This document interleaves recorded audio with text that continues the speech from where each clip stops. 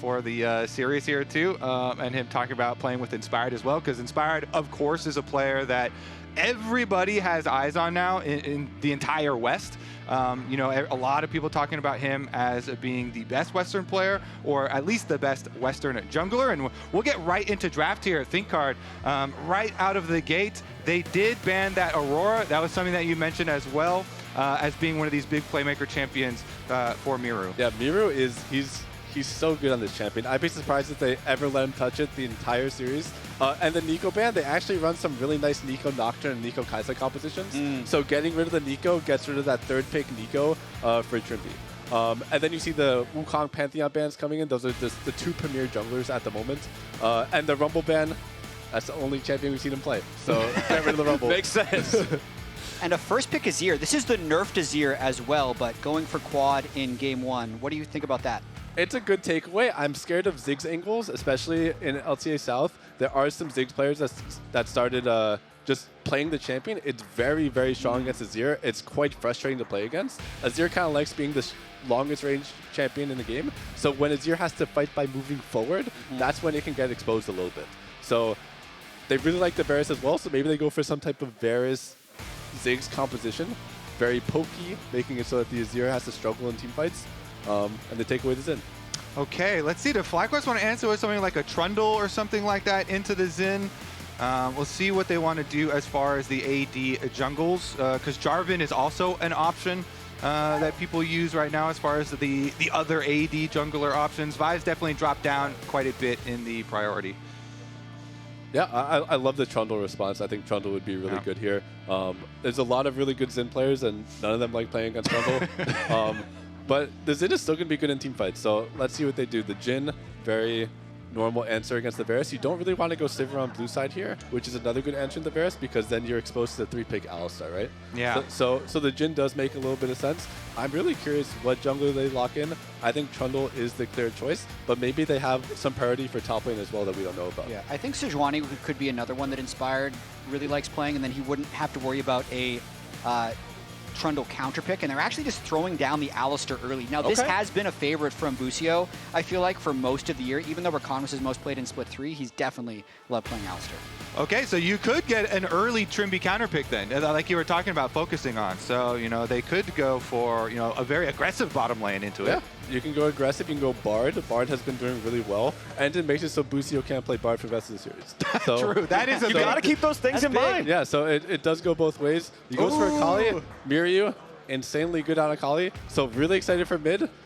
I think Quad is honestly pretty okay with this. But Miru, we saw some of the clips that I showed earlier.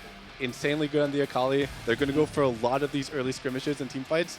And FlyQuest have to respect that power. Yeah, I mean, you are making me extra nervous for mid lane matchup. I already kind of was coming into this, but then talking to Quad before the matchup, and he was like, yeah, I played against him when I was 15, and we were both trainees, and I would always win. And so I was like, okay, that sounds good. That's a good memory. So I like to hear. But he's 23 now, so that was quite a long time ago. And we'll see about the Akali matchup, because that one definitely, depending on jungle intervention, could be very spicy. But I do think the Poppy ban is very good, because the Poppy value versus in an Akali would be quite high. Yeah, it's good. Poppy, it's been emerging as a good pick into Xin, and they have the Akali already. So I still, maybe they don't care about the Trundle as much anymore because they have Akali. So maybe they let it through. I think the Rakan ban, very smart. They're doing good scouting. Trimby loves the Rakan, and it survives late against the Alistar. Very good with Xin Zhao as well. Plus, when you look at what they've drafted for their first 3 picks on Vivo Cade Star's side, there's not that big engage mechanism in there just yet to really start off a team fight or one of those highly impactful mid-game skirmishes the way that they'd want to. You can fish for picks with Chains of Corruption, but there's no huge go button just yet. Well, there is a big stop button right there on the Trundle, though, so that one's not coming through alongside the Poppy band away, and Renekton will be the last band of the draft here for FlyQuest. I like it, but we also see, I think we're going to get a 5-pick top. I think they're saving counter pick for top. The Renekton ban is just for me to set up. I think they really want a specific champion on 4-5 for top lane. So we'll see what type of counter pick they have, but we still need to see the support. I kind of do want to see the Bard. Wow, they just take the Ambessa. So they're not going to save counter pick. They're taking the Ambessa away. Oh, really interesting. They just want to power pick the Ambessa for WoW. So, all right, what kind of things do you like? Obviously, the Renekton's really good into Ambessa, but that one's already, taken out. So are you like a Yorick fan into it, or what are you feeling? Yorick is good, but like once a Akali gets like 2 items, I don't think Akali cares about Yorick at all. So I'd be curious, maybe he goes Aatrox, maybe... Oh man. What? No, it's not Whoa, he locked it. That's not legal. That's confidence. They play Gakkos in, and Gakkos immediately slamming the Aurelia. This is a pick that, especially this year, a lot of LTA fans have some trauma with because 100 Thieves tried to use it, and this is a pick that can be very good in lane in a lot of situations, but becomes very difficult to play team fights with later on. So we'll see. This is a vote of very high confidence. If you add on the Ivern a supportive jungler, do you like it more now? Because it's actually a very good combo to have a lot of some melee options to put your shield in onto. And if Inspired does path to Gakkos, and try and play around an Aurelia lane, which I think that you should do if you ever pick Aurelia. It's played to Aurelia lane. Otherwise, she gets ganked and becomes useless. All right, ThinkCard, how nervous/excited are you now? I'm pretty excited. That was a massive curveball. Did not expect Ivern to be played in game 1 at all. We do end up getting the Bard. I love this takeaway. It's quite good against Azir. It's good against Jhin. Also, now you have Aurelia versus Ambessa. You have to fight in those lanes. You have to. So having a Bard that's up first on the map is impacting side lane a lot. To me, this FlyQuest composition, it's a little bit disrespectful. It's just like, we're going to play Ivern, Azir, Aurelia, and we're just kind of outclass you, and we're going to get to the point where you have to deal with this really strong Azir. But this right side has so many engage tools, has so many mid-game tools. I really like the way that this right side can move around the map. So, before we let you go, as the timer ticks down here on draft, last question before you leave us.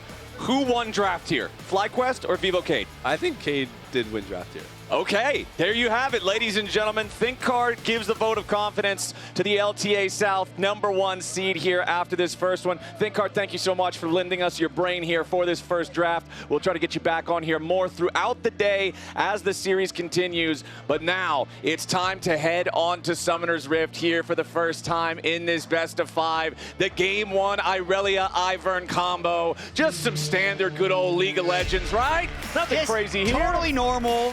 We've seen this plenty of times. I did just look up Gakkos all-time. Aurelia is his 2nd most played in his professional career. And if we are to take FlyQuest at their word for what they said when they originally signed Gakkos, it was to bring in a unique champion pool to the top lane. And they are definitely putting that to the test here in game 1. Yeah, it is a risky champion. It makes a lot of people nervous. I'm very nervous immediately. But I will say, Ivern is a jungle champ that can very easily play to camp a lane. And he could, go camp for this Aurelia for Gakkos and try and accelerate this Aurelia to become, very favored in a 1 versus Ambessa. So we'll see about the Ivern pathing here from Inspired and how tricky he gets with it. It's always such an interesting champ for those early paths, too, because of the fact that the weird clear just gives him so many different types of options compared to standard junglers. But looking across the board here, seeing what we've got, it is baseline flash heal for both supports alongside the Summoner's Spellbook, so both of them opting for that creativity as the game goes on. Comment on the Varus means Morteos should just be going for the standard lethality type of Varus, combined with some powerful poke at long range to try to whittle these guys down a bit. But again, man, Ivern teams can be so difficult to get them off of somewhere once they're already entrenched. I actually really like that he's going with Ghost Flash too on the Varus, so he can dodge some root callers, dodge some Jhin skill shots, and make use of that mobility. All right, well, the minions have collided, but while we're still at level 1, Kangas is standing by for an interview with FlyQuest coach Nukeduck. All right, Nukeduck, we have to ask you, first game Aurelia coming out here. Talk me through why that decision was made. It's just something Gakkos is good on. He is like a very good mechanical player, and it's one of his good champs, and he thinks he can make it work there. So I mean, yeah. So far, we've only seen him on the Rumble. So how much was getting him on Comfort a priority for you coming into the series? I mean, the series is still yet to be played, but yeah, it is important that Gakkos is comfortable, because he's not that experienced. So yeah, it's a balance of getting him on comfort and making sure like the guys that are experienced and are supposed to lead him also has like a situation where they can do that. So yeah. All right, cool. Well, thanks so much for talking with us. Back to the casters. All right. I'm excited for this Irelia, man. I think it's such a flashy champion when it works, and obviously, based on the concerns we were talking about earlier, we know how it can also go the other way pretty quick. Okay, well, you know, good things for him are that both junglers are pathing away, so the Xin is not pathing up to the top side matchup either, and Inspired here is going to end up on the same side as the Xin, is going to mirror on the bottom side, and Ivern does clear very quickly as we see the trades getting down to 50% health there, but Ivern clears so quickly that he can go for the invade. Yeah, and Inspired just getting more vision of the Xin, not necessarily pushing him off the Gromp right now, but making sure they have control of the map. And I think the biggest thing about the Irelia lane is if you're not going to camp it, you need to make sure the other team isn't able to camp it. So as long as FlyQuest can keep Akali in mid and control this bot lane, they should be okay. But Inspired getting collapsed on. Wow! Flash coming out from Trimby there very early, trying to make the play on Inspired, but Inspired respectfully flashes in response as soon as he sees it, gets away. Yeah, flash for flash here, and it is going to be top side Scuttle Crab for him instead, as he was chased off the bottom one, which does mean Busio and Masu have to back off, but they're completely fine with that after fully shoving the wave. Big thing to always keep in mind with these Irelia lanes, since this is a champion we don't see much of these days. It's all about that passive, the Ionian Fervor. If he gets that thing stacked up with all 4 stacks, he's way scarier than if he doesn't have them. But now the engage here with the bottom side, Busio and Masu going in for the 2v2. Morteo's knocked down to about 300 HP there, forced to pop the Ghost to get away. Oh, I like that. FlyQuest, they stick around in the bottom brush. They do a little brush surprise there for the FlyQuest duo, getting some extra damage. Meanwhile, top side, again, since we highlighted both junglers' path away from top side, it allowed Gatghost to have a lot of very favorable one-on-one time here versus Boao. He's got him whittled down, and Inspired can now shadow on the second clear for both junglers. And they already confirmed Xin is top side, but full wave shoved here, so Gatghost is just fine. All right, Wall just going to absorb the wave underneath the tier 1 turret there. Happy to just keep farming up as safely as he can, because right now, the biggest individual gold lead is Gatghost on that Irelia. Has been having a strong first 5 minutes of laning phase here in this game number 1. You can see he's always got this lane control, always got the priority. And it looks like Boal might go for his first reset here, but decides to cancel instead. Yeah, Geico's keeping up the pressure here. Used his teleport. Boal decides to hold on to his. Probably needs a little bit more money here for a more ideal buy. Ooh, another nice engage coming out there from Busio. Immediately followed up with the deadly flourish. It's such a nasty combo between the Alistar and the Jhin, but a nice piercing arrow back from Vivocade Star's bottom lane means that they can at least trade something a little bit here. For sure, and it looks like this game, at least at first, has a good amount of control in it. The Irelia is free pushing on the top side. The Azir is going even with the Akali, and I feel like FlyQuest is getting fairly favorable trades down on the bot lane. And something I've noticed about FlyQuest as well is they are a very disciplined team. They will only take fights when they feel like it is the right time in the game to do so. And a lot of times with Ivern, that's not super early in the game. So I'm not expecting FlyQuest to make any very aggressive plays early, as long as the Irelia is in a good spot. I also want to point out Trimby here. You know, this Bard has the opportunity to roam up to that solo lane as well, and he went for a Dark Seal on his first purchase. So Trimby is expecting to get some stacks, to get into some early action here with the Bard. This roaming champion very well could find some timers to go punish the Irelia. Currently, though, since they've got control of the bottom side Scuttle Crab, they push in on bottom side. They'll have full vision control of the Dragon area. Desamas has exactly what you want out of a team every time there's a bottom river Scuttle Crab. Every time that spawns, it's both Trimby and Miru collapsing on there just to make sure that if anybody wants to contest Xin Zhao for that crab, it's not going to happen. Okay, so Inspired could go instantly steal this red. He has a smite, so Ivern could just channel and smite instantly away red buff. If Xin Zhao is not able to touch him, there is a blast cone, but he's too slow. Yoinkity yoink. Gets the vision on the grubs too very quickly. I'd say the Akali was hunting for him a little bit with that River Ward, but Inspired ends up getting away with it. That's those small little Ivern victories. You always want to be able to steal the second respawn of a major camp just because he's the fastest at actually clearing it once he has smite. Exactly, and it's so frustrating from the other jungler's point of view. You get there just in time to see the red being stolen away, knowing it was just a couple seconds too fast. But gold between the teams really dead even right now after 7.5 minutes. But we do have the grubs spawning here in less than 30 seconds. Generally, that is going to result in some kind of a fight, or if nothing else, at least a trade for something else across the map. And I actually really like this too, rushing for steel caps for Gakkos, because he's playing against a Xin jungle in addition to Ambessa. There is huge value in reducing auto attacks for him, whether he gets ganked or not. So gets some early armor, gets in there, and it looks like he is currently going back down to bottom side. His teleport will come up quicker, but I think the grub fight will probably be over by the time that teleport cooldown comes up. About to happen. All right. Desamas takes the first one of the grubs, hit by the root caller right after as Daisy continues harassing him here a little bit. Inspired does have the rest of FlyQuest coming up to support him now, as Vivocade Stars are also going to bring in some additional reinforcements. Yeah, Boal is actually moving up river, so FlyQuest, if they're going to fight, has to fight fast. Okay, but the teleport for Gakkos might also be able to join, but it seems like FlyQuest are saying no. Again, this is that discipline that you were talking about, Jat. They don't want to take the fight yet, so they're just going to pump the brakes on this one, and it means Vivocade Stars get all 3 grubs. It does, but it also means that while Boal left that bottom lane, Gakkos was trying to hold the freeze, so he denied a few minions from that lane. They're still getting a small advantage on that Aurelia. The rest of the map, though, is pretty stable. And it is a long lane down there, so we wonder, can he actually make a play post level 6? He's Aurelia going for it. Tries to go in for the Vanguard's edge. Public Execution's not going to have a whole lot there from Boal. Gakkos needs a couple more auto attacks, but he forces the flash out of the VKS top. And Boal already has no TP, so it's going to change the dimensions of the map. They're sending reinforcements with Xin and Bard on the way. Gakkos here, the confidence in game 1 on this stage is going to be able to push in the rest of the wave by getting the solo flash blown and just trading ultimates there as well. The key, sidestepping the Ambessa ultimate that he was expecting to come out as Boal is running away. Here. Bard is still in the river, so he's weak side right now. Gakkos needs to respect this. Okay, it looks like he will. Well done, really well done. All right, the Aurelia's looking good so far. Yeah. 100 CS, 99 CS before 10 minutes.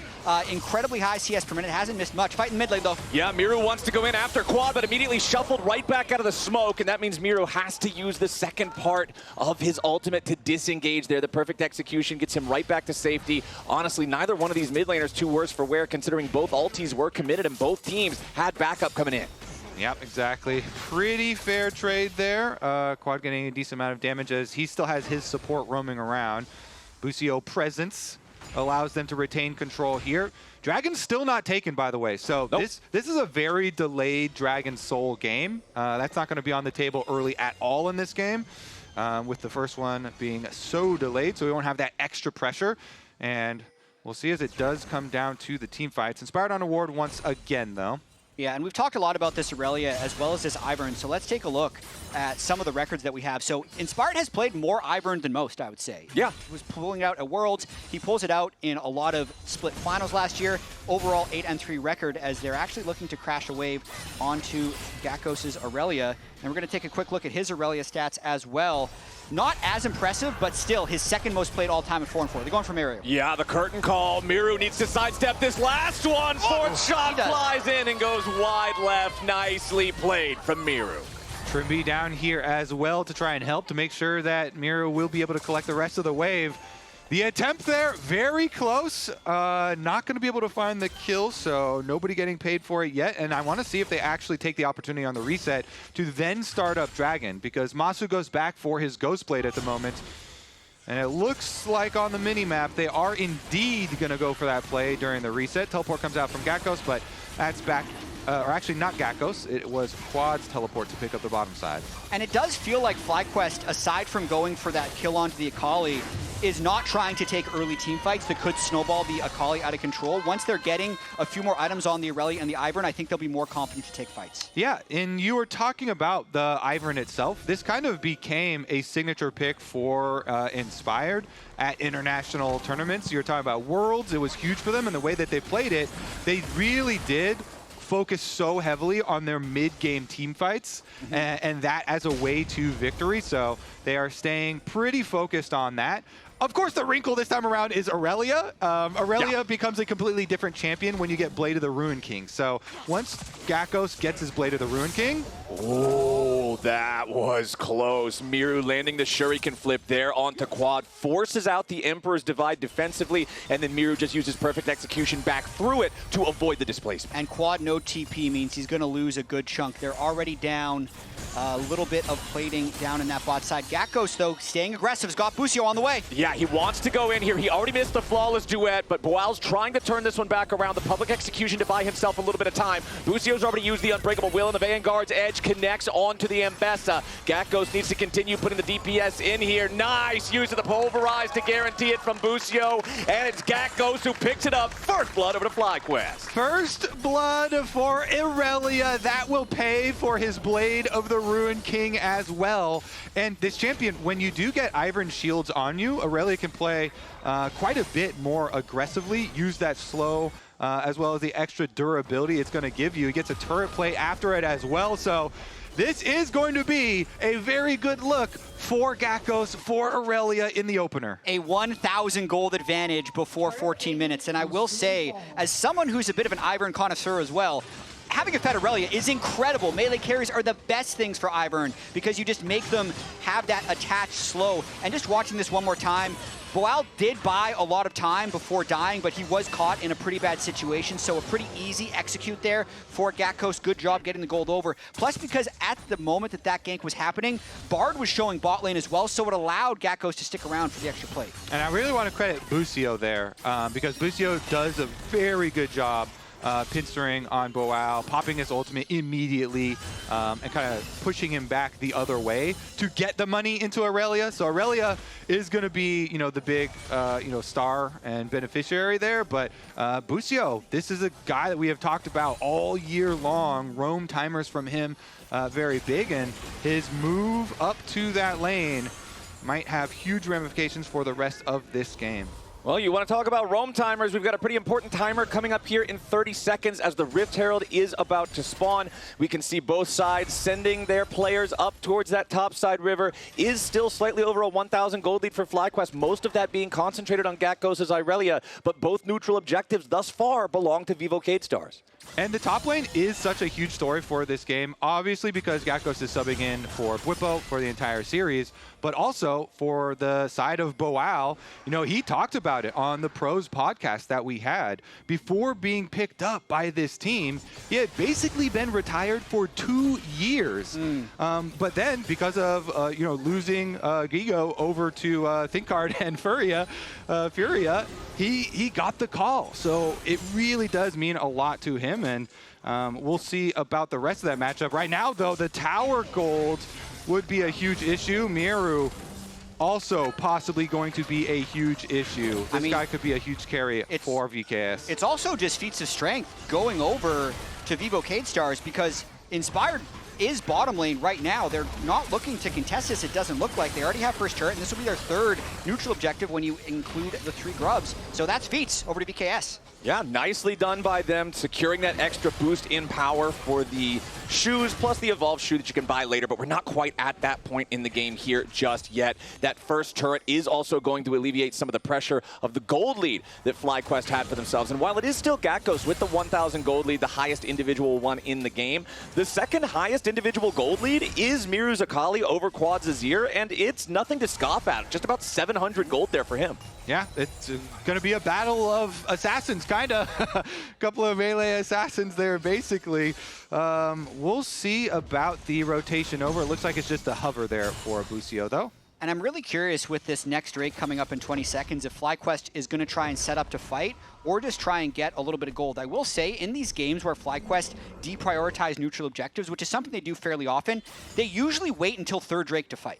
Busio, though, again, camping for the Aurelia. There he goes, headbutt pulverized, immediately followed up by Gakkos, but now teleports are coming in, so FlyQuest does not want to overcommit underneath the enemy turret. Instead, they're going to play around the TPs. Miru trying to find an angle here from an assassination, but he can't quite do it. Goes into the smoke to buy himself a little bit more time. Quad still looking as well. Busio's got to be somewhat careful here on the Alistar, but still has Unbreakable Will. Somehow, nobody's dead. Yeah, it's interesting. He made the call. He goes for using his flash and saving his Unbreakable Will because he was thinking about the fight afterwards to see if he would still be able to use this ability. Quad. Ooh, Trimby wanted to go for the flash Cosmic Binding there, but does not have the accuracy to put that pressure on Quad, who escapes it and doesn't even need to use his own flash. Now, of course, the cost for all of this going on topside was that Vivocade Stars could secure the second Drake of the game for themselves on the other side of the map, and now Trimby's under pressure. Busio's got to be careful as he is behind enemy lines. Unbreakable Will might not be that unbreakable. He goes on the magical journey through the wall, trying to escape. Desamas doesn't hit the wind, becomes lightning, and now it's Quad. Caught out by the Tempered Fate. Uses the Emperor's Divide defensively as Desamas tries to go over the wall, but he cannot stick to the targets. FlyQuest somehow gets both men out alive. No way they get out of that! Oh my goodness! Busio actually lives, and so does Quad. Man, and they don't even have to burn a flash on the way out. The question is usually, though, when they are in a 2v4 like that, they should be getting something on the other side of the map. They really weren't. I mean, Inspired was clearing a few camps. They got a little bit of vision in River, but they still don't have any real pressure on the mid or the bot turrets. So I'd say VKS is also fairly happy with the way this early game's been going. Important thing to point out right there, you just saw Inspired hit level 11 as he secured that chicken camp. So level 2 Daisy now online for the Ivern. Very, very important to always be having Daisy active whenever you can. Huge part of the power budget for the champion is in the proper usage of that ulti, as we will see Morteo's here on the Varus, still just taking up his defensive position in the mid lane, clearing those waves out. Does have his first lethality item completed with the Ghost Blade for the extra mobility, sidestepping away from the Jhin, dodging out on some of those deadly flourishes and curtain calls. But these two will just continue trying to push the waves out back and forth. As Miru versus Quad in the top lane, I think is going to continue to stay spicy as Miru continues trying to look for angles here onto the Emperor. Yeah, I mean, looking back at it, I guess, yeah, Busio is able to hold his flash because he just goes up to the wall and Trimby kind of expects him to flash over it. So he gets the little early magical journey. But yeah, okay, so Busio gets to hold his flash after all.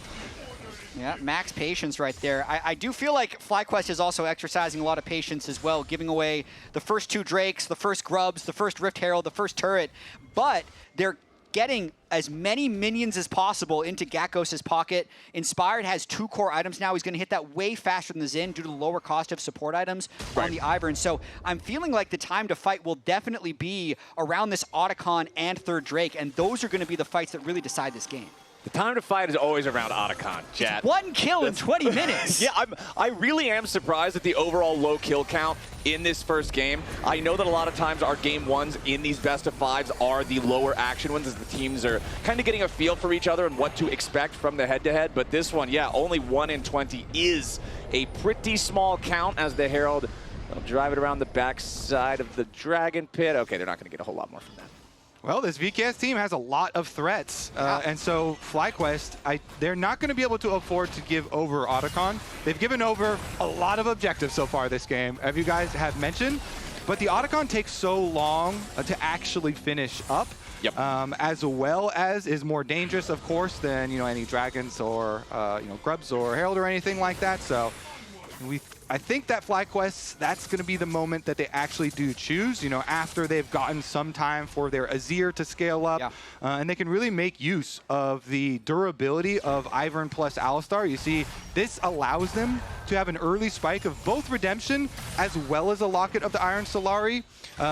Because you have Ivern, obviously, it doesn't mean, or it means that Busio doesn't have to rush the Redemption like so many supports have been doing, but that's a lot of team fight value with that heal and the shield from both those support items. It is, but also Morteos has built a Serpent's Fang on the Varus to try and cut through a lot of those shields. It's a very disciplined game from FlyQuest, but my concern here is even though Gakkos is in a good game state, we know how much Bwipo normally advances the game for FlyQuest, and I do remember the last time that Gakkos subbed in, they were in an okay state mid-game, and they didn't seem to have that same killer instinct. So where do they advance the game from here now as VKS goes for play? Yeah, the Tempered Fate onto Gakkos to try to lock him up, but Defiant Dance to try to buy a little bit more time here. Gakkos is still fine, and now Desamas is going to be the target as FlyQuest moves in. They brought everybody down. Quad's ready to join up now too, and Vivo K-Star's got to be careful. The curtain call's firing off, and Desamas is already down. Boal trying to find his way into the back line, but now he's in the middle of 4, and he's going to get gunned down too. FlyQuest pick up 2, and Vivo K-Stars has nothing to say about it. They try and make a pick on the new guy. Gakkos down here just stands strong. He fights it out, and the rest of FlyQuest were already very close on the map because Otacon is on the bottom side. Now they get to start it out here. VKS, though, they still have 3. They could go for more. Keep your eyes on Miru. The Akali is the one to watch. Varus and Bard are just going to be throwing out some poke if they can. No jungler available on the Vivo K-Star side. Busio hanging out on this bottom side of the fight here. Ready to try to knock Miru out. Trymbi goes in, tries to, but immediately gets locked down. It's the Otacon plus an additional kill for FlyQuest. He wanted to steal it with his spellbook, but they've also nerfed spellbook smite. So it's also harder to get those steals in the first place. And they know that giving away these objectives will really slingshot FlyQuest ahead in the game. There's so much standing gold still on the turrets. That's exactly the break that FlyQuest was looking for, that extended 1-minute sequence that started here. Note all the support items we just talked about. The locket, the redemption, it all flies in to prevent this gank from working. Exactly, and you look at the mini-map, everybody rotated over very quickly, and then you also have the teleport from Azir. So Xin only has flash for disengage. He can't get away from all of the long range here from FlyQuest. So that causes like this overcommitment. Boal as well, you know, ults in, and that with those 2 kills, then you can use your moments. FlyQuest, the patience we've been talking about all game long for this team, finally bears some fruit for them, you know, being able to punish that attempted play on the side lane, and the rewards are huge because Otacon slingshot, you know, with all those flowers as well as getting your dragon and stopping that stacking from VKS. And as we can see here, FlyQuest actually has the highest win percentage in domestic play from all the major regions, ahead of CFO, Gen.G, G2, and AL. So they're trying to use that domestic strength to beat VKS here. Still close in gold, but I do feel like that last fight was really crucial. I think that a big thing too about that fight is that Gakkos never panicked even after getting Bard ultimate. He didn't use his flash. Aurelia wants to be able to be a very potent split pusher with this build. You can see he has you know, built up as well right here. So his split push with the Hull Breaker is very, very strong. His 1v1 is very, very strong. The on hit goes crazy with this Aurelia, and with his flash, he actually can buy a lot of extra time. So it allows FlyQuest a few more options than if they had, you know, done any sort of panic in the last fight. Yeah, not to mention, every time he's pushing up, Inspired's usually pretty close. At the very least, he's in redemption range to give him that extra effective health in any fight he might take. Okay, it's a 1,500 gold lead for FlyQuest. They're feeling a lot better after picking up their first neutral objectives there. The Otacon was the first neutral objective FlyQuest got all game. Woo! Up until that point, Vivo K-Stars were running the show in that regard. But 25 minutes on the clock. Baron is now live. Trymbi hanging around in this top side river brush here around the mid lane as Morteos, again, just going to try to keep these waves pushed out on the Varus. Stopping off for the Serpent's Fang. You mentioned it earlier, Jat. I really like this when you're up against an Ivern and all these shields that are going to get spammed, but it does slow down the core items that you would generally expect Varus to be building, to be strong in the mid game with the poke. Now, as far as Cade, we need to highlight their burst damage and their ability to pick off individuals. FlyQuest, they need to play, you know, as a 5-person group, or at the very least a 1-4 group, and try and make use of the double supports, basically, that they do have, since they're running Ivern, and make use of that, you know, very strong grouping. But VKS, they have such burst damage available to them, and the possibilities of picking someone off with both a Bard and a Varus here are something to look out for. So FlyQuest have to be very careful when they're controlling their vision. You can see they move very cautiously, and most of the vision for them right now is fairly defensive on their own side of the map. Yeah. Nobody is venturing into Cade territory to get any deep wards by themselves. They would have to go group.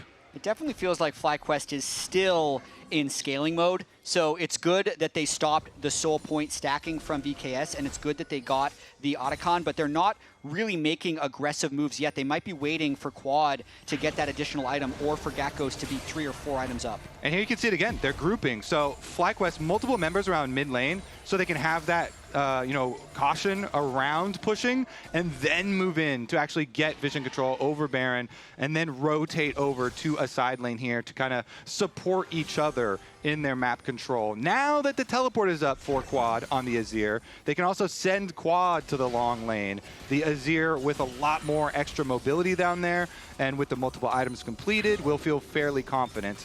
At the very least, grabbing up the extra waves and putting down his Azir turret. Confidence from Gakkos up there in that top lane as well. You could see he was not shy about jumping onto Miru, looking to pick a fight with the most fed player on the enemy team. Both of these solo lane carries about to hit that level 16 point as well. So big opportunity for some huge contributions to the next fight. That's a great call, Flowers, because he's also building for it. Gakkos, built in to the extra Wit's End magic resist. So the on hit here from Aurelia is massive, massive, massive. He's almost level 16 there, and he's kind of building to go like attack Akali and try and like push that champion out of the fight. But Busio here, Yeah, Busio wants the headbutt pulverize, and now Trimby's magical journey. He can't even get in the portal before he's picked off. Busio sets up another one for FlyQuest. And just a nice CC lock. Alistair, Ivern, as well as the Aurelia stun will give them this next Drake, likely uncontested. So FlyQuest playing it very safe on the outset, but when they need to move in for an objective are doing so with pinpoint precision. And again, the grouping there, really nice from them. They move up in a squad, all in the same timers. Akali's flanking though. Yeah, but immediately they got to be careful. Disamus now locked up by Busio. The redemption comes down. FlyQuest staying topped off in terms of HP. The Mountain Drake was already secured by Gakkos. Miru was hanging around that area, was looking at that pincer attack, but just could not find the angle or the opportunity. And I love how much they are playing around the new guy. They're making him as comfortable as possible. 2-0-3 on this Aurelia, 100% co-participation, and now another fight in mid. Yeah, Quad got caught out there by the magical binding, but now onto Miru. So even though he's in the smoke, there's nothing that he can do. He's CC'd the entire time. Couldn't get a chance to go any further forward.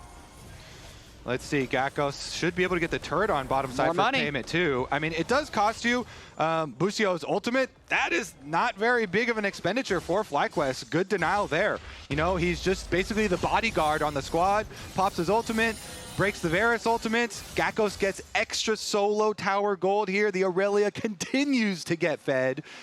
And this Aurelia, again, with the power of an Ivern behind him, as well as the extra Locket shield from Busio, can just go crazy. We've been talking about how slow FlyQuest is playing it. We've been saying that they're scaling, that they're wanting to hit these big item breakpoints. Infinity Edge just purchased from Masu. The Wit's End that you mentioned, Kobe, fully completed for Gakkos, making him so strong. Quad's got to be getting close to having his next item completion on the Azir there as well. I feel like we have to be approaching critical mass here for FlyQuest. We are, and you can see Gakkos, 12,000 gold, richest player in the game.